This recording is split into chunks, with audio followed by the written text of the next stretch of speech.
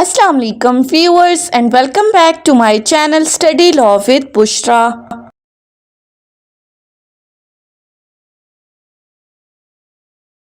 So we were discussing Kanun-e-Shahadat Order 1984 and in today's video we are going to discuss its part 2.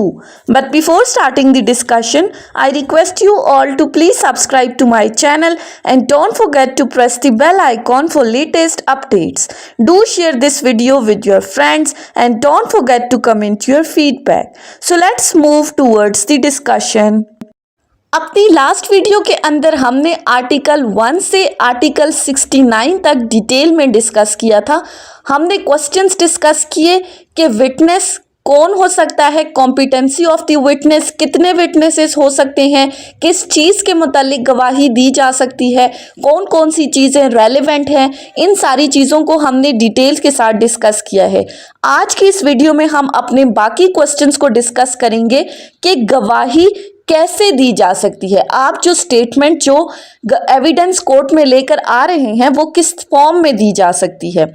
So start करते हैं हम chapter 4 से। Chapter 4 deals with the topic of oral evidence और ये start होता है article 70 से।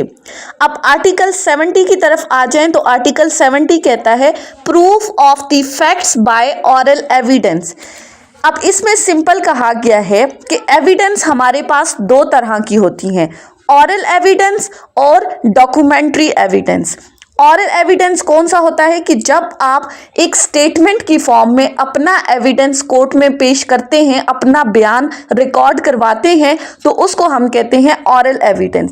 जबकि इसके कंट्रास्ट में जो डॉक्यूमेंट्री एविडेंस है वो in the form of document है। आप कोर्ट के अंदर कोई दस्तावेजात पेश कर रहे हो, कोई डॉक्यूमेंट्स पेश कर रहे हो, so that is called documentary evidence. Article 70 हमें कहता है कि all the facts except the contents of documents may be proved by oral evidence, कि oral evidence तमाम situations में दिया जा सकता है except the contents of documents। जहाँ पे आपने किसी document के contents को prove करना है तो वहाँ पर आप documentary evidence ही लेकर आएंगे, वहाँ पर oral evidence acceptable नहीं है। oral evidence बाकी तमाम facts को prove करने के लिए admissible है कोर्ट ऑफ लॉ के अंदर, लेकिन जहां पर डॉक्यूमेंट्स के कंटेंट की बात आती है तो वहां पर आपने डॉक्यूमेंट्री एविडेंस ही लेकर आना है। और in the presence of documentary evidence oral evidence is excluded. जहां पर डॉक्यूमेंट्री एविडेंस आप कोर्ट में लेकर आते हो तो वहां पर ऑरल एविडेंस की कोई वैल्यू नहीं होती, वहां पर ऑरल एविडेंस एक्सक्लूड हो जाता है। Oral evidence is not admissible in the presence of documentary evidence. अब डॉक्यूमेंट्री एविडेंस की आगे हमारे पास फर्दर कुछ काइंड्स हैं जिनमें हमारे पास आता है primary documentary evidence, secondary documentary evidence, public documents and private documents. हम वन बाय वन इनको डिस्कस करते हैं। सबसे पहली क्लास है हमारे पास प्राइमरी डॉक्यूमेंट्री एविडेंस की। Primary documentary evidence is explained under section Article 73 and 75, while secondary documentary evidence is explained under Article 74 and 76 of Kanun-e-Shahadat Order.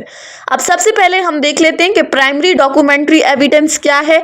So primary evidence means the document itself produced for the inspection of the court, यानी कि जो आपके original documents हैं वो आपका primary documentary evidence है। अब कैसे? फॉर एग्जाम्पल किसी पर्सन का आइडेंटिटी कार्ड है, वो आईडी कार्ड आपका ओरिजिनल डॉक्यूमेंट है, लेकिन अगर आप उसी डॉक्यूमेंट की फोटोकॉपी करवा लेते हो, उसी आईडी कार्ड की फोटोकॉपीज करवा लेते हो, तो वो आपका क्या है? वो सेकेंडरी डॉक्यूमेंट्री एविडेंस है। सो सिंपली इन दोनों के दरमियान डिफरेंस क्या हुआ?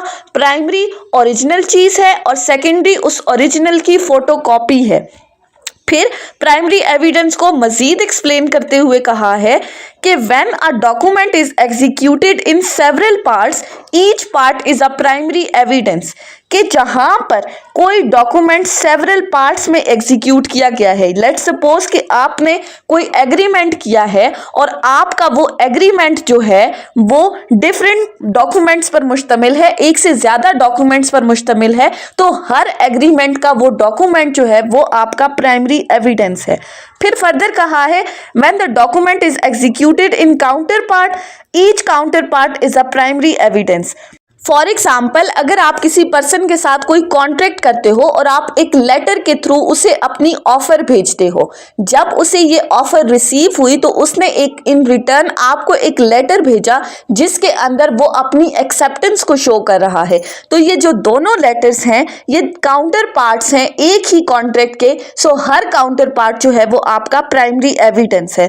फिर फर्दर यहाँ पर कहा है कि लिथोग्राफी और photography each is a primary evidence of contents of the rest, यानी कि फॉर एग्जांपल अगर आप कंप्यूटर के थ्रू अपने प्रिंटर के थ्रू कोई प्रिंट्स वगैरह निकालते हो तो एक डॉक्यूमेंट के जितने भी प्रिंट्स निकलेंगे वो तमाम प्रिंट्स जो हैं वो आपके प्राइमरी एविडेंस के तौर पर कंसिडर किए जाएंगे। लेकिन इन्हीं प्रिंट्स की अगर आप फोटोकॉपीज निकालते हो तो वो फोटोकॉपीज सेकेंडरी एविडेंस के तौर पर कंसिडर की जाएंगी। सो सेकेंडरी डॉक्यूमेंट्री एविडेंस क्या है कि copies through mechanical process, photographs are of copy compared with the original documents, all these are considered in the category of secondary documentary evidence.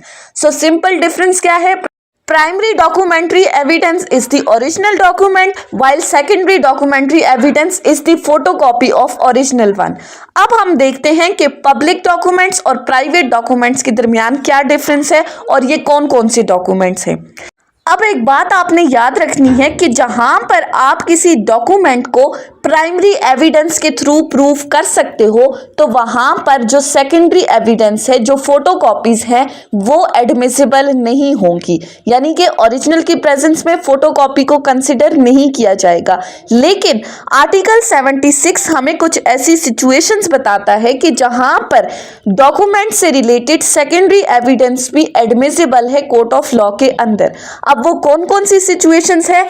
Number 1, if the primary documentary evidence is a part of judicial record, अगर तो primary evidence यानी कि original document किसी अदालती record का हिस्सा है, अदालती फाइल का हिस्सा है, तो वहां पर फिर सेकेंडरी एविडेंस आप पेश कर सकते हो। Secondary, when due to the volume or bulk of the original, copies have been made by means of microfilming or other modern devices. For example, अगर तो प्राइमरी एविडेंस जो है वो बल्कि है, यानी कि जैसे हमारे पास FIR वगैरह का रजिस्टर होता है, अब वो पूरा का पूरा रजिस्टर तो कोर्ट में पेश नहीं किया जा सकता, या फिर अगर तो वो न्यूमरस इन नंबर है, जैसे कि पटवारी के पास रिकॉर्ड ऑफ राइट के बहुत सारे रजिस्टर होते हैं तो उन तमाम रजिस्टर्स को पेश करना पॉसिबल नहीं है, तो वहां पर फिर सेकेंडरी एविडेंस यानी कि उनकी जो फोटो कॉपीज है वो कोर्ट के अंदर एडमिसिबल होती हैं। या फिर अगर कहीं पर प्राइमरी एविडेंस डिस्ट्रॉय हो चुका है या फिर प्राइमरी एविडेंस ऑपोजिट पार्टी के पास है तो फिर आप कोर्ट के अंदर सेकेंडरी एविडेंस को प्रूव कर सकते हो। सो ये कुछ ऐसी सिचुएशंस थी जिनके अंदर सेकेंडरी एविडेंस कोर्ट के अंदर एडमिसिबल है। अब हम नेक्स्ट आ जाते हैं पब्लिक एंड प्राइवेट डॉक्यूमेंट्स के ऊपर। पब्लिक और प्राइवेट डॉक्यूमेंट्स को डील करता है आर्टिकल 85 to 89 ऑफ कानूनी शहादत ऑर्डर। अब सबसे पहले बात आती है कि पब्लिक डॉक्यूमेंट कौन से हैं। सो ऐसे डॉक्यूमेंट्स जिन तक हर बंदे की रसाई मुमकिन है, यानी कि ऐसे डॉक्यूमेंट्स, ऐसा रिकॉर्ड जो कि हर बंदे के लिए इजीली एक्सेसिबल है। सिंपली पब्लिक डॉक्यूमेंट्स वो डॉक्यूमेंट्स हैं जहां पर गवर्नमेंट इन्वॉल्व है किसी भी तरह से। फॉर एग्जांपल जो हमारे लॉज वगैरह हैं, जो गवर्नमेंट की तरफ से सर्टिफिकेट इशू किए जाते हैं, या कोई भी रिकॉर्ड जो गवर्नमेंट की तरफ से मेंटेन किया जाता है जिनको किसी भी वक्त कोई भी पर्सन एक्सेस कर सकता है, उनको हम कहते हैं कि वो तमाम डॉक्यूमेंट्स पब्लिक डॉक्यूमेंट्स की कैटेगरी में फॉल करते हैं। जबकि इनके ऑपोजिट प्राइवेट डॉक्यूमेंट कौन से हैं? अब कानूनी शहादत ऑर्डर ने प्राइवेट डॉक्यूमेंट को एक्सप्लेन नहीं किया, उन्होंने सिर्फ क्या कहा कि वो डॉक्यूमेंट्स जो पब्लिक डॉक्यूमेंट्स की कैटेगरी में फॉल नहीं करते वो तमाम हमारे पास प्राइवेट डॉक्यूमेंट्स है।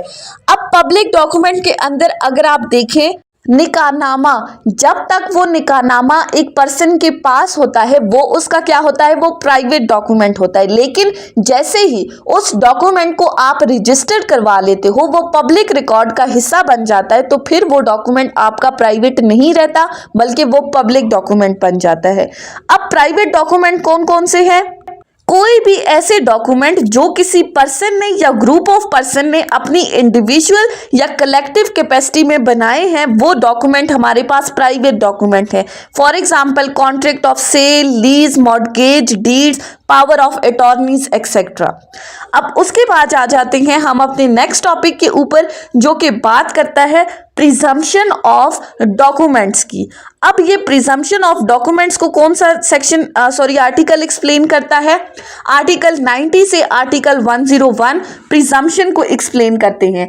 सिंपली प्रिजम्पशन को क्या कहते हैं? हम किसी चीज को प्रिज्यूम करना, यानी कि ऐसा fact which is not proved but thought to be proved, यानी कि ऐसी चीज जो अभी साबित नहीं हुई, जो अभी प्रूव नहीं हुई, लेकिन प्रिज्यूम ये कर लिया जाता है, फर्ज ये कर लिया जाता है कि ये चीज इस तरह से है। अब डॉक्यूमेंट से रिलेटेड क्या प्रिजम्पशन ली जाती है कि 30 इयर्स ओल्ड डॉक्यूमेंट जो है उसकी जेन्युइननेस को करेक्ट कहा जाता है, कि 30 साल पुराना जो डॉक्यूमेंट है प्रिज्यूम किया जाता है कि वो बिल्कुल ठीक है। ऑल्दो उस डॉक्यूमेंट में कोई एम्बिग्विटी हो सकती है, लेकिन प्रिज्यूम ये किया जाता है कि वो डॉक्यूमेंट करेक्ट है। इसी तरह जितने भी डॉक्यूमेंट्स रजिस्टर्ड हो चुके हैं, उन तमाम रजिस्टर्ड डॉक्यूमेंट को भी प्रिज्यूम किया जाता है कि वो बिल्कुल ठीक है। इसके अलावा जितने भी गवर्नमेंट की अथॉरिटी की तरफ से मैप्स या प्लान्स वगैरह इशू किए जाते हैं, उनको भी प्रिज्यूम किया जाता है कि वो बिल्कुल ठीक है। Next is presumptions as to power of attorney. Court ये प्रिज्यूम कर लेती है कि हर वो डॉक्यूमेंट जो कि पावर ऑफ अटॉर्नी है वो एडमिनिस्टर किया गया है, वो एग्जीक्यूट किया गया है, नोटरी पब्लिक ने उसको ऑथेंटिकेट किया है और ये प्रॉपरली एग्जीक्यूट हो चुका है, यानी कि उसकी जेन्युइननेस को भी करेक्ट प्रिज्यूम कर लिया जाता है। सो ये कुछ प्रिजम्पशंस हैं जो डॉक्यूमेंट से मुतालिक ली जाती हैं। ऑल्दो ऐसी चीज़ प्रूव नहीं हुई, लेकिन हम उसको प्रिज्यूम ये कर लेते हैं, हम फर्ज ये कर लेते हैं कि अगर ऐसी चीज़ है तो ये इस तरह से ही होगी। उसके बाद आ जाते हैं हम अपने नेक्स्ट टॉपिक के ऊपर, जो कि है exclusion of oral by documentary evidence. Chapter 6 इसको एक्सप्लेन कर रहा है, आर्टिकल 102 से आर्टिकल 110 तक। सिंपली इस टॉपिक के अंदर हमें क्या बताया गया है? हमने एक चीज डिस्कस की थी कि जहां पर हमारे पास डॉक्यूमेंट्री एविडेंस मौजूद है तो ये डॉक्यूमेंट्री एविडेंस ऑरल एविडेंस को एक्सक्लूड कर देता है, यानी कि जहां पर एक चीज आप डॉक्यूमेंट से प्रूव कर देते हो तो वहां पर ऑरल एविडेंस की वैल्यू खत्म हो जाती है, ऑरल एविडेंस को कोर्ट एक्सेप्ट नहीं करती। यहाँ पर कहा गया है कि अगर तो बात आती है, अगर तो क्वेश्चन आता है किसी कॉन्ट्रैक्ट, ग्रांट या अदर डिस्पोजिशन ऑफ प्रॉपर्टी, किसी एग्रीमेंट की, और उस एग्रीमेंट को एक डॉक्यूमेंट की फॉर्म में लिख दिया गया है, तो तमाम केसेस के अंदर जहां पर भी लॉ आपसे ये डिमांड करता है कि आप इस चीज को प्रूव करो, तो वहां पर उस कॉन्ट्रैक्ट, ग्रांट और डिस्पोजिशन ऑफ प्रॉपर्टी के मुतालिक आप कोई भी एविडेंस प्रूव नहीं कर सकते एक्सेप्ट द डॉक्यूमेंट इटसेल्फ, या फिर उस डॉक्यूमेंट का सेकेंडरी एविडेंस उन केसेस में जहां पर सेकेंडरी एविडेंस कोर्ट के अंदर एडमिसिबल है। सो सिंपल इसने कहा है कॉन्ट्रैक्ट, ग्रांट और एग्रीमेंट के तौर पर वो डॉक्यूमेंट ही आपने कोर्ट में प्रोड्यूस करना है, वो डॉक्यूमेंट्री एविडेंस ही एडमिसिबल है। उसके बाद एक सिंपल सा टॉपिक है आर्टिकल 111 से आर्टिकल 112, जो कि बात करता है facts which need not to be proved, कि ऐसे कौन से फैक्ट्स हैं जिनको पार्टीज की तरफ से प्रूव करने की जरूरत नहीं है। सो दो काइंड्स ऑफ फैक्ट्स हैं, number 1 is admitted facts and second is judicially noticeable facts. Admitted facts कौन से हैं? जो कि ऑलरेडी एडमिट हो चुके हैं। यहाँ पर सिंपल है कि अगर कोई पार्टी किसी एक फैक्ट को एलेज कर रही थी और दूसरी पार्टी बजाय उस फैक्ट को डिनाई करने के वो उस फैक्ट को एडमिट कर रही है, एक्सेप्ट कर रही है, so there is no need to prove that admitted facts. अब पार्टीज अगर उन एडमिटेड फैक्ट्स को भी प्रूव करने लग जाएंगी तो कोर्ट का टाइम वेस्ट हो जाएगा। सो पहली चीज, पार्टीज ने एडमिटेड फैक्ट्स को प्रूव नहीं करना। सेकेंड, हमारे पास आते हैं जुडिशियली नोटिसेबल फैक्ट, यानी कि ऐसे फैक्ट्स जिनको साबित करना या जिनके बारे में नॉलेज होना कोर्ट की जिम्मेदारी है, पार्टीज के ऊपर कोई बर्डन ऑफ प्रूफ नहीं है, पार्टीज ने इन फैक्ट्स को प्रूव नहीं करना। अब जुडिशियली नोटिसेबल फैक्ट्स कौन से हैं कि पाकिस्तान का कानून कौन कौन सा है, आर्टिकल्स ऑफ द वार और आर्म्ड फोर्सेस कौन कौन से हैं, पाकिस्तान के अंदर कितनी सीट्स हैं अदालतों के अंदर और कितनी जो है वो फेडरल गवर्नमेंट के अंदर आती हैं, कितनी सेंट्रल गवर्नमेंट के अंदर आती हैं, प्रोविंशियल गवर्नमेंट के अंदर आती हैं, डिवीजन ऑफ टाइम जो है, टेरिटरीज हैं, छुट्टी कब होगी कब नहीं होगी। सो ऐसे जितने भी फैक्ट्स हैं उनके बारे में नॉलेज रखना कोर्ट की जिम्मेदारी है। पार्टीज ऐसे फैक्ट्स को प्रूव नहीं करेंगी, जुडिशरी ने ये चीज साबित करनी है। उसके बाद आ जाते हैं नेक्स्ट टॉपिक के ऊपर, चैप्टर 8, जो कि बात करता है एस्टॉपल की। अब आर्टिकल 114 से आर्टिकल 116 इस टॉपिक को एक्सप्लेन कर रहा है। सिंपली एस्टॉपल का वर्ड निकला है टू स्टॉप, किसी को रोकना। अब किस चीज से रोकना?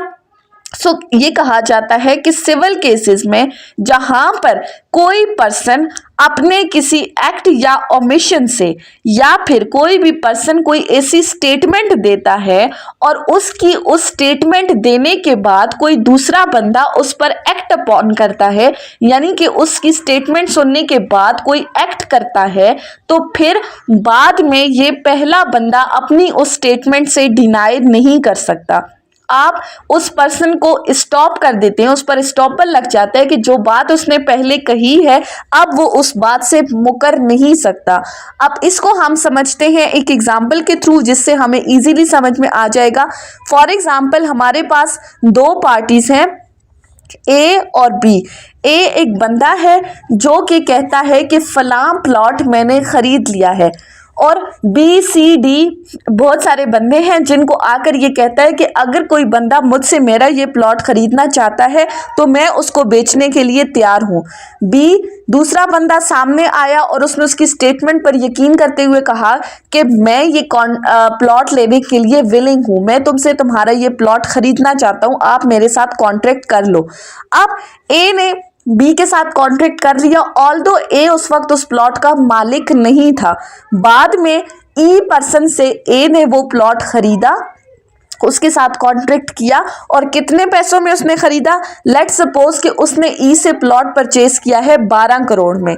जब उसको प्लॉट का इंतकाल मिल गया तो उसके बाद एक तीसरा बंदा उसके पास आया जिसने कहा कि मैं तुमसे तुम्हारा ये प्लॉट 14 करोड़ में खरीदना चाहता हूँ।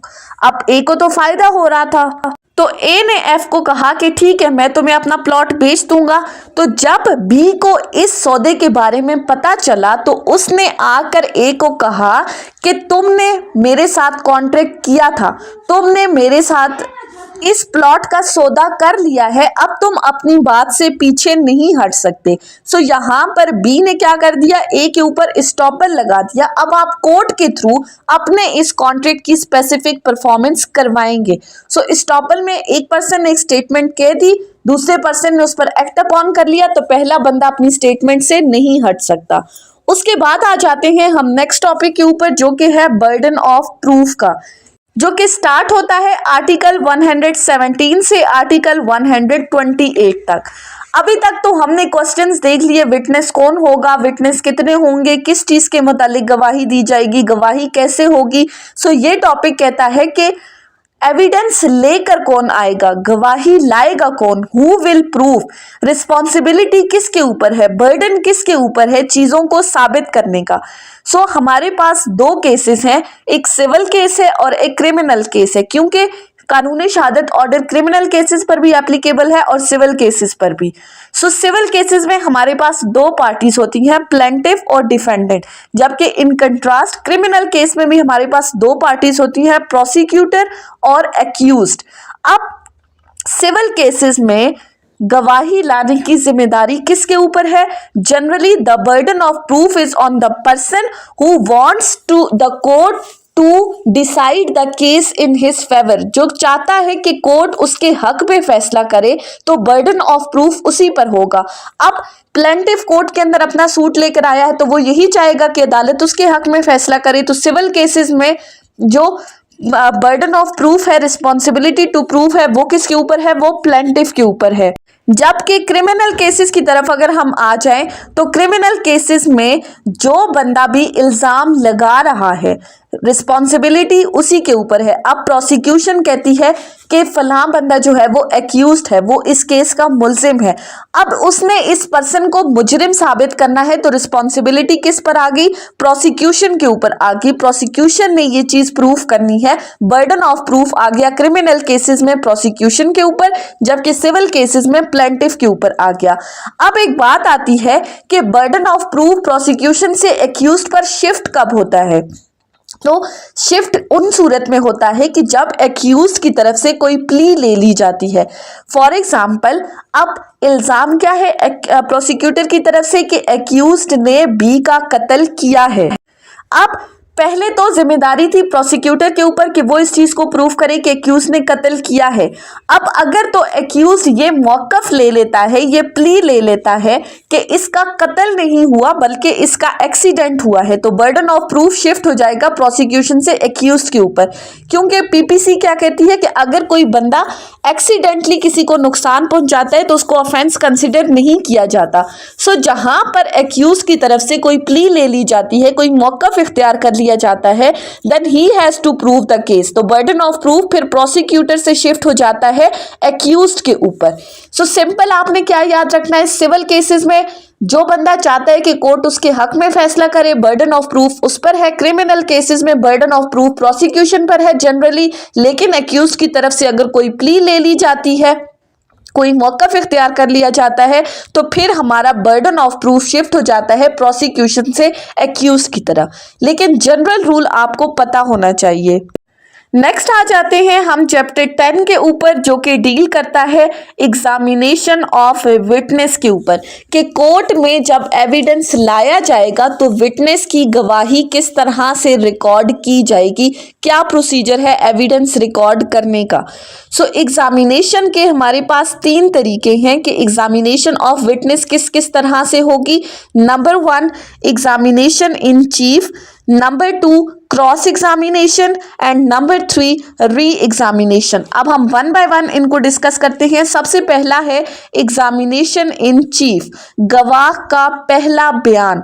अब examination of the witness bye the party who calls him shall be called his examination in chief, यानी कि जो बंदा भी गवाह को बुला रहा है बयान देने के लिए, कॉलिंग पार्टी जो है वो गवाह का पहला बयान रिकॉर्ड करवाएगी। जो भी गवाह को बुला रही है उसका अपना वकील उसका बयान रिकॉर्ड करेगा, नरेशन की सूरत पे होगा। जैसे हम कोर्ट में देखते हैं कि गवाह आता है और लिखा जाता है बरहलफ बयान किया, और फिर पूरी एक पैराग्राफ की सूरत में उसका बयान लिखा जाता है नरेशन की सूरत में। सो यहाँ पर जब वो अपना बयान रिकॉर्ड करवा रहा है तो कॉलिंग पार्टी उसको लुक में नहीं दे सकती, उसको बता नहीं सकती कि फलां चीज़ भी तुम अपने बयान में बताओ, फलां चीज़ जो हुआ था अक्रेंस उसको भी एक्सप्लेन करो, यानी कि उसको नरेट नहीं कर सकती, उसको लीड नहीं कर सकती, उसको पॉइंट आउट नहीं कर सकती कि फलां फलां चीज़ों को एक्सप्लेन करो। So simply examination in chief के अंदर आप लीडिंग क्वेश्चन नहीं पूछ सकते। ऐसे क्वेश्चन जो आपको आंसर की तरफ लीड कर रहे हैं वो एग्जामिनेशन इन चीफ में नहीं पूछे जाते। इसके कंट्रास्ट हमारे पास है cross examination, the examination of the witness by the adverse party, जिसको हम कहते हैं जरा। जब अपोजिट पार्टी आपके इसी बयान के ऊपर आपसे क्वेश्चनिंग करती है, आप पे जरा करती है, तो उसको हम कहते हैं क्रॉस एग्जामिनेशन। अब क्रॉस एग्जामिनेशन लीडिंग क्वेश्चंस की सूरत में हो सकता है, वो आपसे क्वेश्चन करेंगे, आपने हाँ या ना में, यस और नो में आपने उसका आंसर देना है। अब इस क्रॉस एग्जामिनेशन को करने का पर्पस क्या होता है, इसके पीछे का मकसद क्या होता है? So main aim of doing the cross examination is to test the veracity of the witness. Witness को आपने टेस्ट करना है, उसके क्रेडिट को आपने शेक करना है कि आपने ये बताना है कि इस गवाह ने पहले जो बयान दिया है वो टोटली झूठ पर मबनी था। आपने उससे सच उगलवाना है, आपने उससे चीज़ों को उगलवाना है। सो आप उससे घुमा फिरा कर किसी भी तरह के क्वेश्चंस पूछ सकते हो, आप उसके करैक्टर को शेक कर सकते हो कि इसका किरदार ठीक नहीं है। लेकिन क्रॉस एग्जामिनेशन की भी कुछ कंडीशंस हैं कि उसके अंदर आपने कौन कौन से क्वेश्चंस जो हैं वो नहीं पूछने। ऐसे क्वेश्चंस जो कि स्कैंडुलस हैं, जो कि इंसल्टिंग है, एनॉइंग है, विटनेसेस को गुस्सा दिला रहे हैं, उसकी तजलील कर रहे हैं, तो इनडिसेंट और स्कैंडुलस क्वेश्चन आप क्रॉस एग्जामिनेशन के अंदर नहीं पूछ सकते। आप सिर्फ ऐसे क्वेश्चन पूछ सकते हो जिससे आपने उसके क्रेडिट को शेक करना है, उसके एतबार को, उसकी ट्रस्टवर्दीनेस को आपने शेक करना है। उसके बाद आ जाते हैं तीसरा प्रोसीजर जो है वो है री एग्जामिनेशन। अब री एग्जामिनेशन क्यों करवाया जाता है? अगर तो क्रॉस एग्जामिनेशन के अंदर कोई ऐसी चीजें आ जाती हैं जो कि कोई एम्बिग्विटी क्रिएट कर रही हैं, जिनको क्लैरिफाई करना बहुत जरूरी है, तो examination of the witness subsequent to the cross examination by the party who calls him. Cross examination के बाद examination of witness calling party की तरफ से दोबारा किया जाता है। अगर क्रॉस एग्जामिनेशन के अंदर कोई डाउट क्रिएट हो जाता है जिसको क्लियर करना बहुत ज़रूरी है, तो फिर पार्टीज का री एग्जामिनेशन करवाया जाता है। और ये बिल्कुल एग्जामिनेशन इन चीफ की तरह होता है। आप इसमें लीडिंग क्वेश्चंस नहीं पूछ सकते, बिल्कुल नरेशन की सूरत में दोबारा बयान किया जाएगा। So examination in chief and re examination are totally same. Re examination हर केस में नहीं होता, बल्कि स्पेसिफिक केसेस में जहां पर एम्बिग्विटी क्रिएट हो जाए, डाउट क्रिएट हो जाए, तो फिर री एग्जामिनेशन होगा। अदरवाइज पार्टीज का एग्जामिनेशन इन चीफ होता है या क्रॉस एग्जामिनेशन होता है। इसी के साथ एक और आर्टिकल है, article 150, questions by the party to his own witness. अब ये सिंपली हॉस्टाइल विटनेस को डिस्कस कर रहा है। हॉस्टाइल विटनेस, हॉस्टाइल का मतलब होता है दुश्मन, यानी कि ऐसा विटनेस जो कि मुनहरिफ हो गया है। जब आप कॉलिंग पार्टी जिस विटनेस को बुला रही है अपने फेवर में बयान देने के लिए, अगर वो पर्सन उस कॉलिंग पार्टी के बयान के खिलाफ चला जाता है, वो हॉस्टाइल हो जाता है, वो मुनहरिफ हो जाता है, तो फिर ये कॉलिंग पार्टी कोर्ट से रिक्वेस्ट करती है कि चूंकि ये विटनेस हॉस्टाइल हो चुका है, लिहाजा हमें मौका दिया जाए कि हम इसके ऊपर क्रॉस करें ताकि इससे सच्चाई निकलवा सकें, सच्चाई बयान करवा सकें। तो फिर अगर कोर्ट आपको परमिट करती है तो फिर कॉलिंग पार्टी इस विटनेस के ऊपर जो है वो जरा करेगी, और इससे जरा बिल्कुल उसी तरीके से होगी जो जरा का तरीकाकार है। लीडिंग क्वेश्चंस पूछे जाएंगे। उसके बाद है एक आर्टिकल है, आर्टिकल 155। आर्टिकल 155 बात करता है रिफ्रेशिंग मेमोरी की, यानी कि विटनेस की मेमोरी को रिफ्रेश कब किया जा सकता है। So witness while under examination fresh his memory by referring to any writing made by himself which he is questioned. अब ऑकरेंस हुई है, वाकया हुआ है, कोई भी केस हुआ है 2 साल पहले और उसका एविडेंस होता है 2 साल के बाद, तो अब ऑब्वियसली जिस पर्सन ने वो वकुआ होते हुए देखा था 2 साल तक, तो उसको वो चीज याद नहीं रह सकती कि उस टाइम पे क्या हुआ था, कौन सा बंदा आया था, कौन सा बंदा किस टाइम वहां से गया था, एंट्री कितने टाइम पे हुई थी, एग्जिट किस टाइम पे हुआ था। सो आप उसकी मेमोरी को रिफ्रेश करने के लिए उसको फाइल दे सकते हो ताकि वो चीजों को रिफ्रेश कर सके और अथेंटिक एविडेंस दे सके। फॉर एग्जाम्पल, अगर किसी पर्सन की एंट्री या एग्जिट से रिलेटेड कोई क्वेश्चन हो रहा है तो 2 साल की बात तो किसी को याद नहीं रहेगी। सो अगर आप उसको वो रजिस्टर प्रोवाइड कर देते हो जिसके अंदर उसने एंट्रीज की थी, तो वो इजीली देखकर आपको बता सकता है। इसी तरह जो एक्सपर्ट्स वगैरह आते हैं, प्रोफेशनल एक्सपर्ट्स आते हैं, वो भी अपनी मेमोरी को रिफ्रेश कर सकते हैं by reference to their professional treaties, यानी कि अगर उन्होंने कोई डॉक्यूमेंट्स वगैरह लिखा था, कोई भी ऐसा डॉक्यूमेंट तैयार किया था, लेकिन अब वो उसको भूल चुके हैं क्योंकि वो दिन में कितने डॉक्यूमेंट्स तैयार करते हैं। सो आप उनको वो डॉक्यूमेंट्स देकर उनकी मेमोरी को रिफ्रेश करवा सकते हो। इसके बाद है हमारे पास आर्टिकल 161। आर्टिकल 161 जजेस की पावर को, कोर्ट्स की पावर को डिस्कस कर रहे हैं to put the question. Article 161 simply कहता है कि कोर्ट किसी भी पार्टी से किसी भी वक्त कोई भी क्वेश्चन पूछ सकती है और पार्टीज जो हैं वो बाउंड होंगी कि वो कोर्ट के उस क्वेश्चन का आंसर दें। उसके बाद है हमारे पास आर्टिकल 164 जो कि बात करता है production of evidence that has become available because of modern devices, कि ऐसे केसेस जिनमें कोर्ट अप्रोप्रिएट कंसिडर करती है तो वो अलाउ कर सकती है कि कोई भी ऐसा एविडेंस जो मॉडर्न डिवाइसेस के थ्रू, इलेक्ट्रॉनिक डिवाइसेस के थ्रू रिकॉर्ड किया गया है, फॉर एग्जांपल मोबाइल से या कैमरास वगैरह से रिकॉर्ड किया गया है, तो वो कह सकती है कि इन एविडेंस को कोर्ट में प्रोड्यूस किया जाए। सो ये मॉडर्न डिवाइसेस के थ्रू जितने भी एविडेंस हैं ये एडमिसिबल हैं, लेकिन कोर्ट की डिस्क्रिशनरी पावर है कि वो इनको अलाउ करे, कोर्ट बाउंड नहीं है। इसके साथ लास्ट आर्टिकल है आर्टिकल 166 जो कि रिपील को डिस्कस कर रहा है, जो कि हम ऑलरेडी पढ़ चुके हैं कि एविडेंस एक्ट 1872 को कानूनी शहादत ऑर्डर 1984 ने रिपील किया है। क्यों? इन प्रोविजंस को इस्लामिक इंजंक्शंस के अकॉर्डिंग लाना था। सो ये हमारा कानूनी शहादत ऑर्डर का फिंगर टिप्स का लेक्चर कंप्लीट हो चुका है। हमने लॉ गेट के हवाले से आर्टिकल 1 से आर्टिकल 166 तक डिटेल में डिस्कस किया है, साथ ही साथ हमने MCQs को भी देखा है। सो आई होप कि आपको ये लेक्चर समझ में आया होगा अगर आपने इस वीडियो को अटेंटिवली सुना है तो। अगर आपको ये वीडियो अच्छी लगी है तो इस वीडियो को लाइक करें, कॉमेंट करें और चैनल को ज़रूर सब्सक्राइब करें। Thank you so much for watching this video. Till then, Allah Hafiz.